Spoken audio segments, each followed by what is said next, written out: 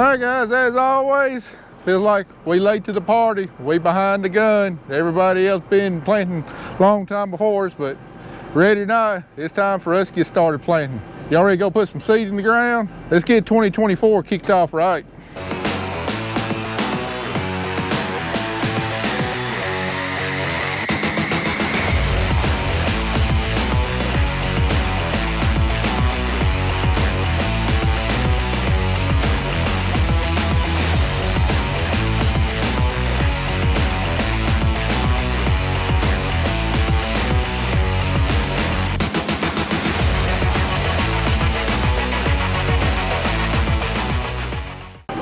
All right, first thing on the menu today is we're going to start planting soybeans this year, and I'll explain more why we're planting corns before beans whenever we get to the field. But to plant our beans, we're going to be using, for the majority of acres, we're going to be using this Bourgualt CD-872 air seeder again. If y'all was watching this last fall, this is no stranger to you. This is what we planted all of our cover crop with, all of our wheat with, and yes, there were definitely some growing pains. There were some difficulties, but overall, it did a fantastic job of actually planting once we worked through all of our difficulties and everything. But even though this is the same air seeder, it does look quite a bit different. I don't know if you can tell or not, but Bourgualt came out here and they put this sucker on a diet this spring. They took all the stuff off that I really don't need, not going to use. All of the mid-row banders to put dry fertilizer in between the rows, all that stuff they took off.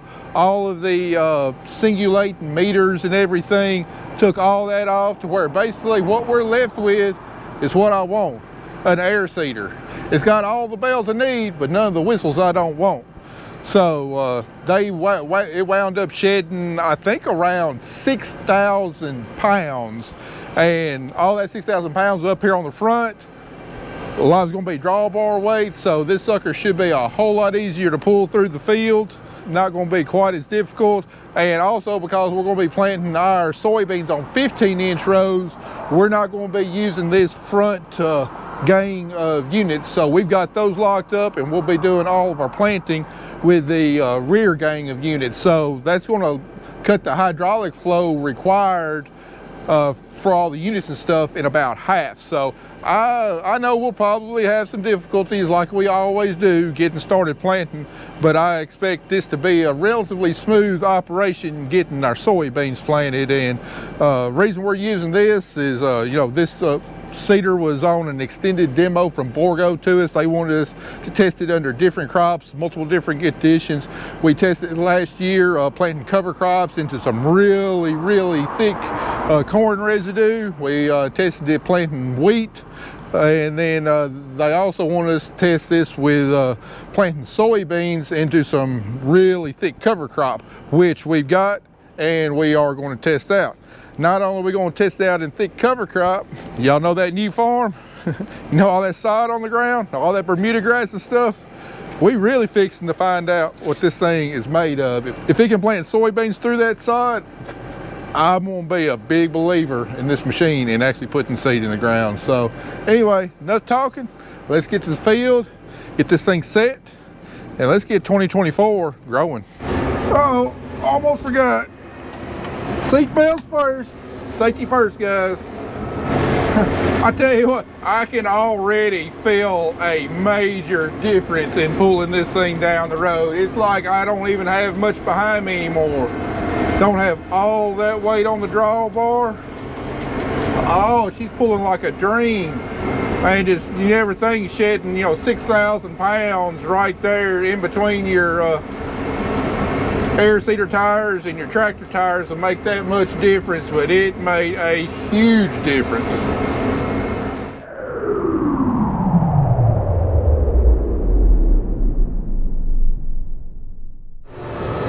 All right, we got over here, we got all of our auto steer and everything calibrated, and then we just spent the last 45 minutes cursing this thing because the row units would not go down, only to find out that I had two hydraulic hoses backwards. All my fault, not the air seeder's fault. So keep our fingers crossed. I think we're ready to get this thing set. All right, here we go.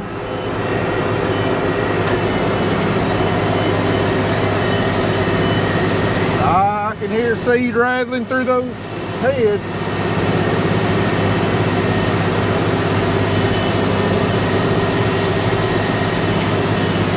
All right, let's stop and see what it looks like.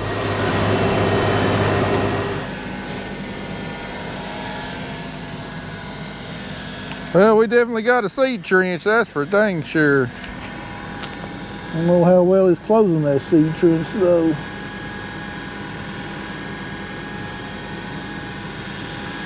Ooh, I think I might have the depth set just a little too much. That's put them down to China.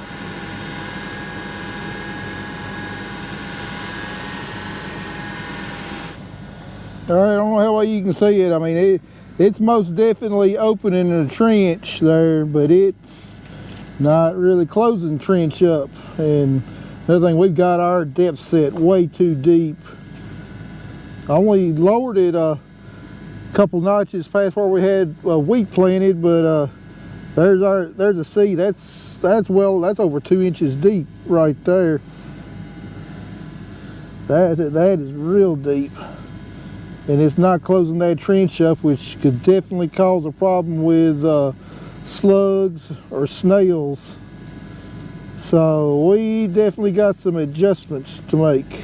All right, as much as I hate to, we're not gonna be able to plant our full season beans with this. We just can't get the seed trench closed. We've done a lot of adjusting and everything, but you see right there, I mean, it's just not getting it fully closed. Most places it's getting it closed enough to where I wouldn't be concerned, but you go down through here, then you'll see gaps in there where you can see the seed. And the problem are these closing wheels.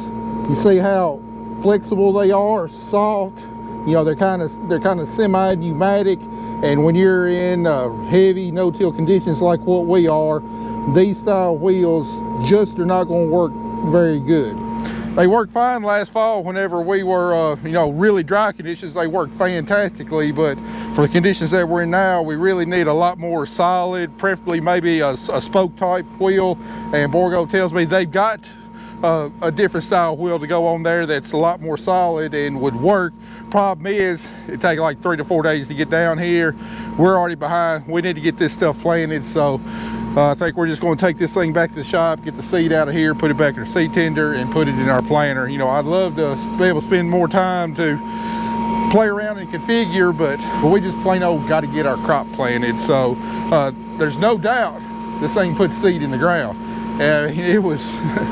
It was slicing through this cover crop like a dream, and it was putting the seed in the ground fantastically. Just couldn't get the seed trench closed, and in these types of conditions, slugs would be a huge concern. If you just got an open seed trench, you got a 24-hour open buffet that the slugs can just go right down the seed trench, eating off seedlings as they sprout. So I found out in the past, getting the seed trench closed is one of the most critical things of planting green, and we only got one shot to do this right, so we're gonna go back and get our planter and make sure we do it right. So anyway, I really appreciate Bourgualt the opportunity to test this thing out. We learned a ton about this. I think it's a fantastic machine for our area. I do think it needs some tweaks, but the principle's there as far as actually putting the seed in the ground. I don't think there's anything out there on the market that does a better job than what this thing is. It just needs a few other adaptations for our area, and I think they'd have a real good winter down here. So we're gonna go get this thing emptied. I think that's where this auger is gonna come in handy. We can just drain it out the tank and put the auger down there close, dump the 5-gallon bucket in the auger it into our seed tender, and load it in our planter. At least that's what I'm hoping anyway.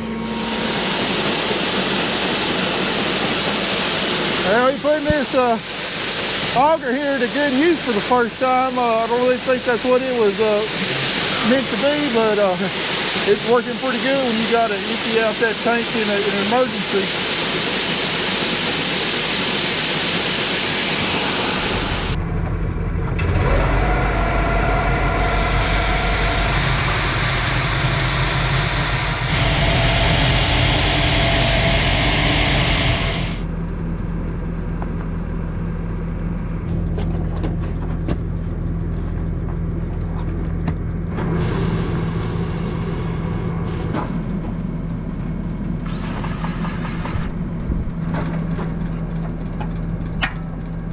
All right, guys, we loaded up. We ready to go plant for real this time. Hopefully everything stays together. Well, so much for starting. We can't run like that. It's leaking right here around the freaking crimp. So that means this whole hose runs all the way through the toolbar to the fan. It's got to freaking come out. How this stuff tears up sitting in the shed, I have no idea.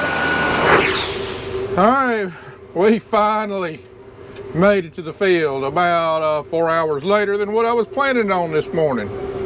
All right, let's get this thing folded out and plant a little strip and pray that all the seeds in the ground and closed up this time. And hoping I got the depth set right. All right, got everything set up on the monitors, got vacuum. Let's see what she'll do.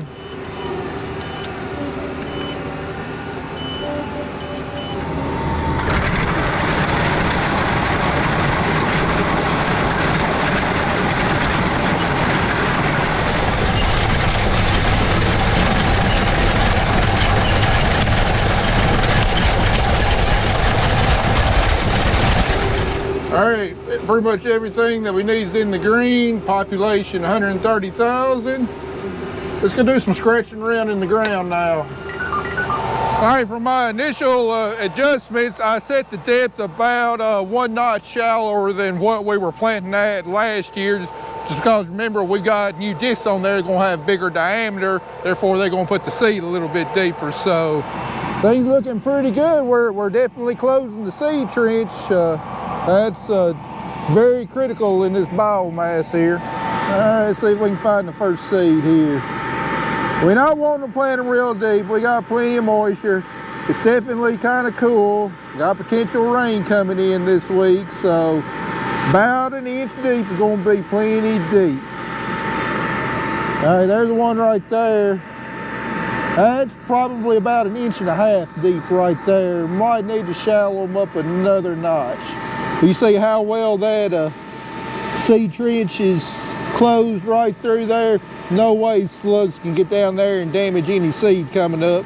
The only way they can damage it is once the seed pops above the ground, and they don't like to be out in the sunlight, so they're not going to be out here during the day munching. But if we had an open seed trench like what we had yesterday, even in the middle of the day, they could be going down that trench, and you know, they would be protected from the sun by the side walls of the trench, and they just feed 24/7. That's right at 1 inch deep. I might just leave it right there where it is. All right, that's one of the rear units. Let's go check one of the splitter units because they've got a different closing system on them. Plus, being on the front, the depth tends to be a little different than what it is on the front. All right, look at that seed trench right there where we got V-style closing wheels rather than furrow force. You see it's pinching the trench shut real good. You know, we do occasionally start seeing a little bit of a gap through there, but that's just because of the roughness of the ground. These V-style wheels are not near as good as what furrow force is, but we can't put furrow force on the front because we don't have clearance for the toolbar. Let's see where that first seed is. All right, there it is right there. That's about between 3/4 of an inch to 1 inch deep. Seeing a couple seeds here on top of the ground from those front units. I think I might need to knock them down 1 more notch. Yeah, there's one. That's about 1/2 inch to 3/4 of an inch. So I think I'm probably going to set my front units down probably 1 notch. Well, after doing a bunch of more scratching around, I think I'm gonna leave the planter sitting right where it is. I mean, overall, it's doing a real good job. You find a few seeds that's a little shallower. I got a couple scattered on the ground where the ground's kind of rough, but if I do it any deeper, the vast majority of the seed probably gonna be just a little bit deeper than what I want. And with the tough conditions we've had the last couple of weeks, we got still got some cool soil temperatures. You know, we had a low of like 36 degrees 2 nights ago. You know, I want to keep these seeds as close to the surface as possible, try and go ahead and get them up Plus, we're also going with a reduced seeding rate than what we have in the past, just to try to save money on expensive seed. I've always had more problems getting the stand by getting seed too deep rather than too shallow, so I'm gonna roll with it like it is. I think it's doing a very good job, especially the rear units with the furrow force. That's doing a fantastic job. The front units with the V closing wheels, it's doing an acceptable job. Not quite as good as I would like, but that's kind of the limitation we got with those style closing wheels. Next year, I might have to go back with some spikes on the front closing wheels. I don't know. I really don't like running them because I always seem to poke my back on them, but might have to go that route. Well, finally, everything's rolling smoothly. Everything's working perfectly on the planter. I got a little bit of vacuum fluctuation. Hadn't quite figured out. I don't know if it's hydraulics on the tractor or what, but it's still maintaining proper population. Everything, just gonna keep track on it. But all right, feels good to put some seed in the ground. And I know some of y'all probably wondering, why are you planting soybeans instead of your corn? Don't you always plant your corn first? And normally, yeah, but I kind of come along a different way of thinking. We tried it last year and it worked out fabulously. We don't have very many full season beans. This year we're only going to have about 100 acres. If I didn't have test plots, I could get all those planted in one day. Soybeans are hugely dependent on amount of sunlight they get to determine how much yield they got. And to get really high yielding beans, it's critical that you get them planted early to where they can start the reproductive phase of their growth before summer solstice, which is June 21st. We're planting a 4.8 maturity group bean, and the ideal time to plant them and get them blooming about a week before the longest day of the year is about that third week of April, which is where we're at now. There's so much we can't predict on what's going to happen during the year, but there is one thing we can absolutely guarantee. We will have the most potential available sunlight on June 21st, the longest day of the year. No questions asked about that. And a lot of sunlight is perhaps more crucial to any other crop we grow than it is to soybeans as far as determining yield and how many pods it can set. So the way I figure we're going to gain more profit by delaying our corn planting by a couple of days, getting our soybeans planted, than what we will lose from the corn crop being delayed a couple of days early. Last year we had our latest corn planted ever. First part of May had, I think, our third best year ever. So, length of days not quite as critical on corn as it is soybeans. So it's going to take us, probably 4 to 5 days to plant our corn crop. So we would lose more yield on our soybeans delaying planting them 5 days than what we were going to lose on the corn delaying it 1 day. And then not only that, the last couple of weeks the weather has not been good for planting. Not very much planting has been going on. It's been wet. There's been 2 cool snaps, and what I found out is that soybeans will tolerate cool, damp soils actually better than corn will, surprisingly. You wouldn't think that, but soybeans will definitely tolerate those subpar conditions a little bit better. Now, that's not really something I'm worried about this year. We got about 3 inches of rain last week, then we got another 3/4 inch of rain over the weekend. But the last 3 days, especially considering we weren't able to start planting yesterday like we wanted to, the soil's dried on out. See all this cover crop, it's been pulling a lot of moisture out. The soil is about the perfect condition to plant right now. It's going to be warming up later this week. Yeah, we got some chances of rain later in the week, but I don't expect germination to be an issue. Now, as for what flavor of soybean we're planting a brand new Pioneer variety. It's 48 Z70 BLX. God, they getting a lot of extra descriptions on this seed varieties now, but brand new from Pioneer. Their Z series did really good in plots last year, but it's about the closest cousin to 47A64 that there is out there. That's been one of my favorite varieties of all time. I think this is going to be the last year of production for it.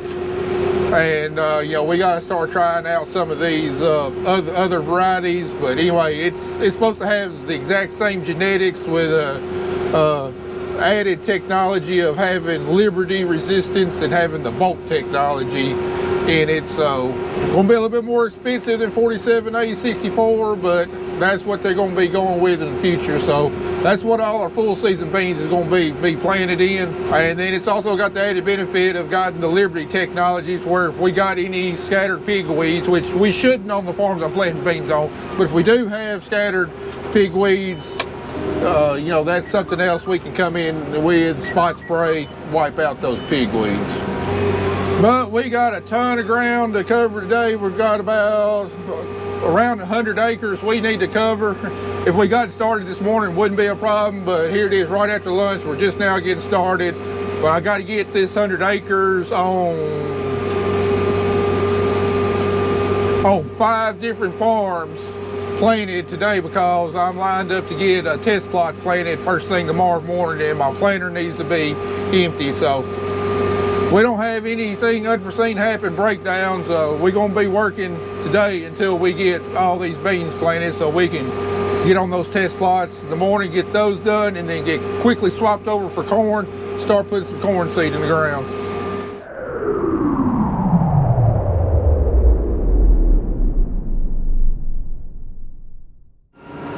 All right, we just got done the first farm and got moved over here to the project farm, as you can see. So this is going to be interesting. We got some really thick sod and a lot of dead grass and live grass to plant through. So I know my planter will put it in the ground. I don't know about closing the seed trench, and don't know how much all that residue is going to affect the seed dropping into the trench. So all we do is set it down and try it out. I expect we're going to have to go back there and make some adjustments. This is where that delta force, hydraulic downforce, is really going to come in handy and helping out. All right, let's go back there, do some digging, see what it looks like. All right, let's check the rear units first. There's a couple seeds right there on top of the ground. But overall, it's the only 2 I've seen. Wow, I'm shocked. That's done a surprisingly good job. Let's see what one of the front units looks like.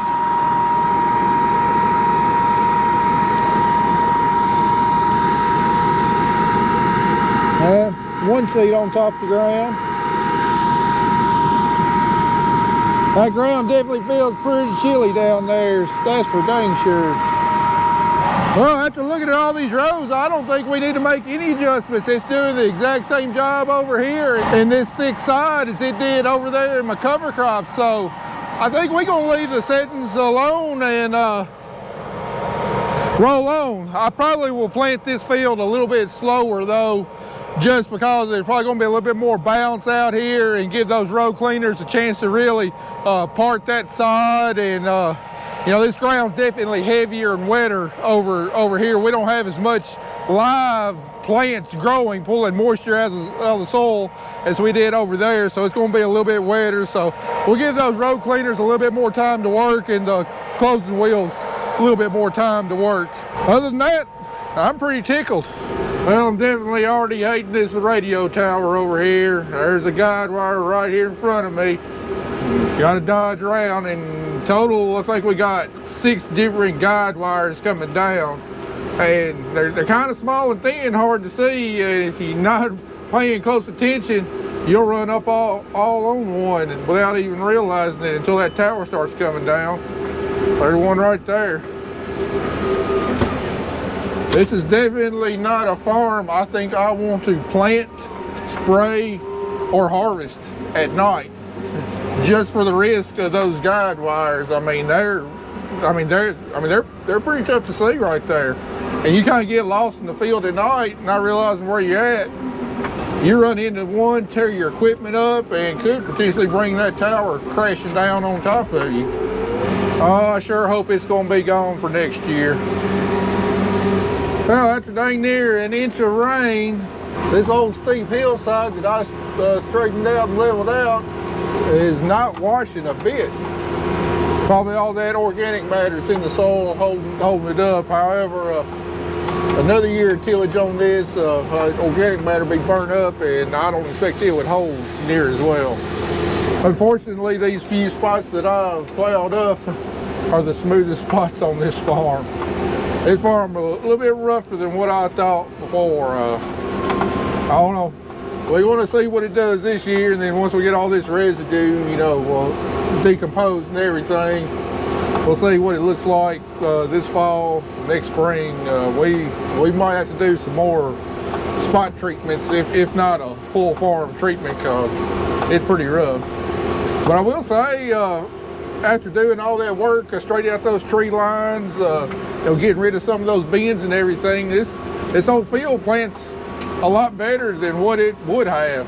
And if we can ever get rid of this radio tower over here, plus these wet spots that I had to go around, it'll really plant good. But it's just gonna take a few more years worth of work for that to happen. But we only got a few more acres left on this farm. We're gonna top off with seed, head on up to Madison County, get those couple farms, and then end up over there on the Dunlap farm and run the rest of our seed out there, get ready for plots tomorrow.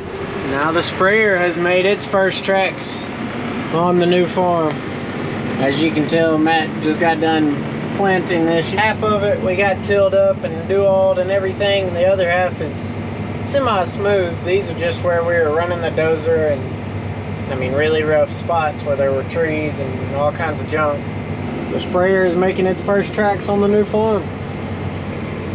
Hopefully we don't end up in a cell phone tower or a power line out here. But first we got to get our screen set up. We're spraying at 15 gallons an acre. We've got our 1,001 gallons here is what our, well, it's when I was filling up, that's what our little Simon Innovations thing here just was telling me. All right, we've got our new farm saved here, so Ferguson, going flat 47, okay. We don't have any boundaries over here yet, so I'm just gonna start spraying it. Let's get unfolded and start spraying.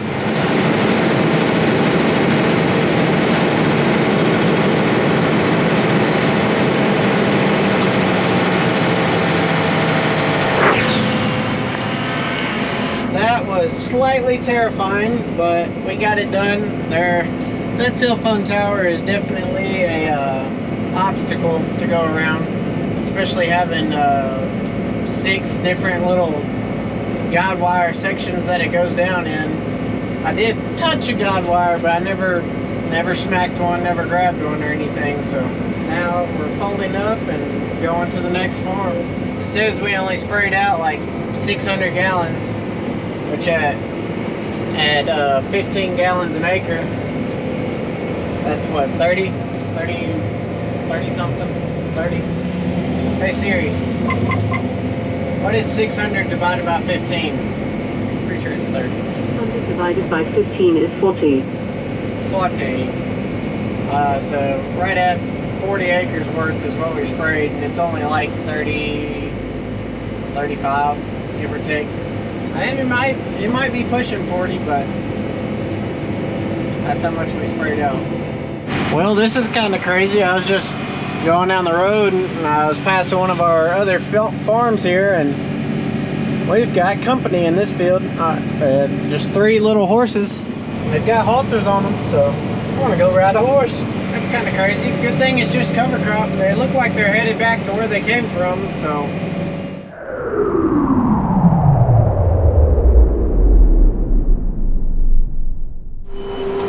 Y'all check out this cover crop right here. Woo! It's a little bit more advanced than what I thought it'd be. I really need to be getting the roller crimper out for this, but we got too many irons in the fire. It's just gonna have to fall down naturally. I don't like early season shading of the beans, but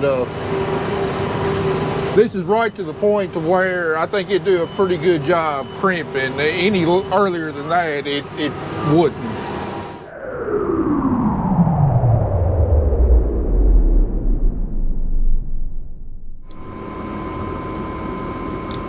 Well, we we got it done, believe it or not. Didn't get started till after lunch. Got 100 acres done. Got all of our soybeans planted, all except for about 7 acres worth of variety plots. We got about 30 variety plots for University of Tennessee and Pioneer to put in tomorrow morning, and that will have our full season soybean planting wrapped up. So I'm whooped. I'm headed to the house. I'm hungry. Gotta get something to eat. So I'll bring you back tomorrow. Not going to show you any more soybean planting. Y'all see me planting enough plots in the past. Not going to bore you with that. But before we get started planting corn, we got a project we got to get finished up in the shop. So see you back down there sometime tomorrow afternoon, probably. 0 and 0. And we are back at the shop. Just like that, all the early soybean burn down is sprayed. Which we only had a little, like right at 100 acres of early beans.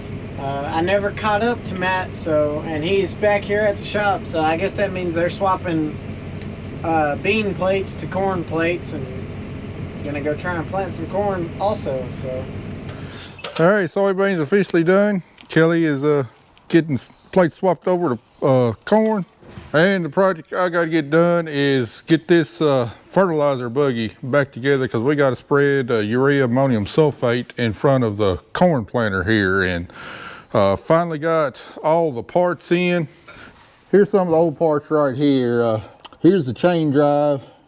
You can tell those sprockets are shot, and you see, I mean, all that's fused on there. I mean, there is really not much hope of getting this off. I mean, I could cut it off, but this shaft right here, it's pitted terribly, started eating away at it. So I just thought it'd just be simpler and quicker just to go back with all new. So we got a new shaft, got new bearings, got stainless steel bearings, and then look at these motors. I mean they're just corroded. We got a bolt that seized up in there and broke off, and I mean, the motors are still good. You know, I'll probably use them if I could have them resealed, but getting these fan hubs off, you know, same thing as these bearings. I mean, they plain old just not, they just plain old not going to come off. And then gearbox that drives everything, I was going to try and save it. We got the motor off and everything, and I was just going to place this seal. You see right there around the edge, see how it's just, you know, the metal's just corroded away. I mean, I don't think a new seal is going to go in there and last very long. We got almost everything we need to fix this, except we've only got one of the fan motors and not both of them. The other fan motor is somewhere in transit between Knoxville and Trenton, so it won't be here till noon tomorrow, but we can go ahead and get all the rest of this put back together. Here's the stainless steel bearings I got. We got some new hoses made. All stainless steel fittings right here. The new hoses we didn't have made, they go back here. We had stainless steel ends put on them. I wish I could get like stainless steel motors and stainless steel gearbox and everything, but not everything comes stainless steel. Here's the new gearbox. Here's the new hubs. Star speed